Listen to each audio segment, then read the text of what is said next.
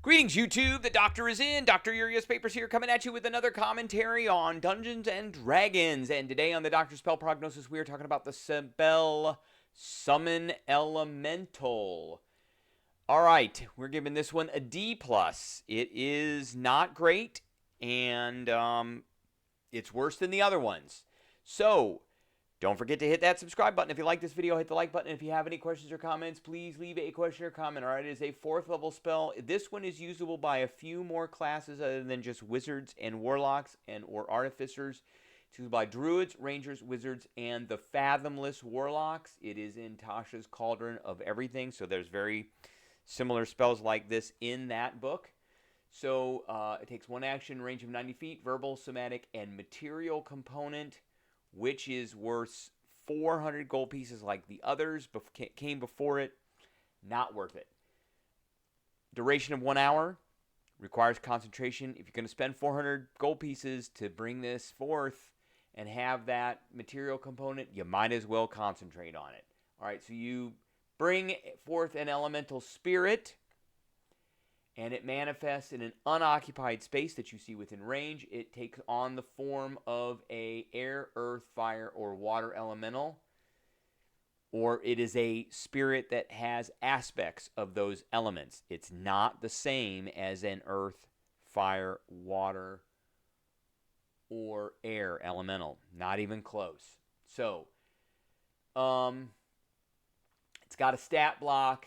It does what you tell it to do. It goes on your initiative, but after you, and if you don't tell it what to do, it does the dodge action. Okay, and then you can upcast it to bump certain things up in the stat block. Now, one of the big differences between this spell and the other one is it bumps the hit points up by 10 from 40 to 50. I don't think that makes it better.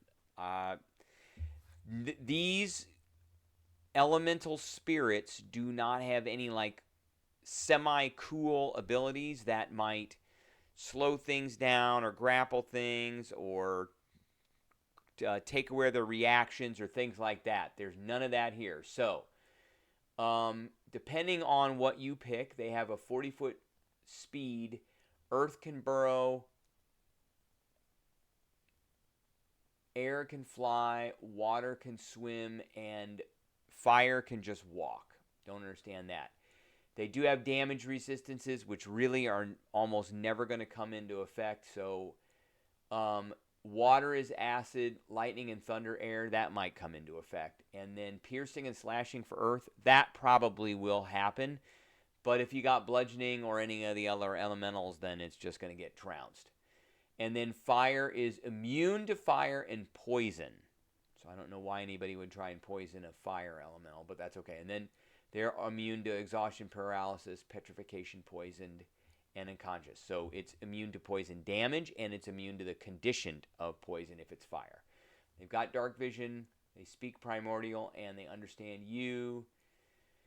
So they, air, fire, and water have an amorphous form, which allows them to move through a space as narrow as 1 inch. So they could go underneath a door, through a crack, that kind of thing. They get multi-attacks, so they're going to get 2 attacks. If you upcast this, they could get more. And they're going to do damage equal to, so their attack modifier is equal to your spell attack modifier, and they're going to do damage equal to 1d4 plus 1d10 plus 8.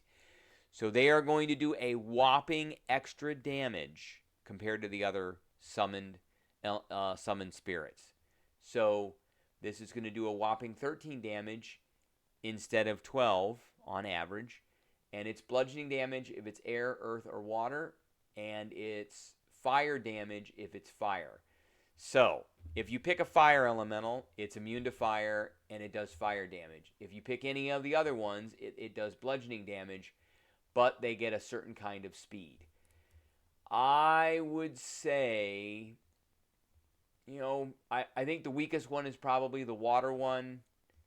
And just because it is resistant to piercing and slashing damage, the earth one is probably next, and then the air, fire, and then the water one's last. So, I don't like this spell. I think it's too expensive. It doesn't do any special things in combat. And, like lock something down or take away an ability. It just is there to take hits and it's not going to take that many because it's only 50 hit points, and it's got a 15 armor class, which is not great.